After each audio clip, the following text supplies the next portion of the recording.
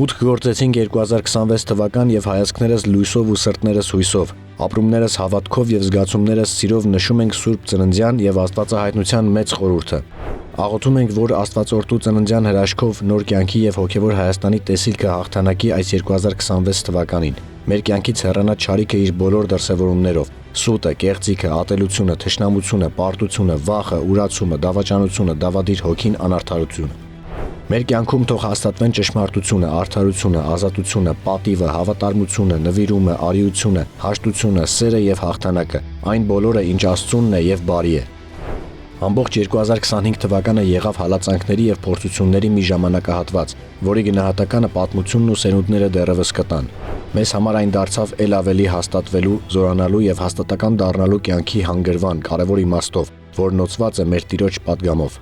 Թող 2026 թվականը լինի համախմբումի, անձնականից անձնական, մեր նպատակով, մեր հայացքով, մեր պայքարով, մեր տեսիլքով եւ մեր հաղթանակով։ Հայաստանի եւ հայության, մեր Սուրբ Եկեղեցու, արդարության, ճշմարտության եւ պատվի հաղթանակով օրհնված տարի։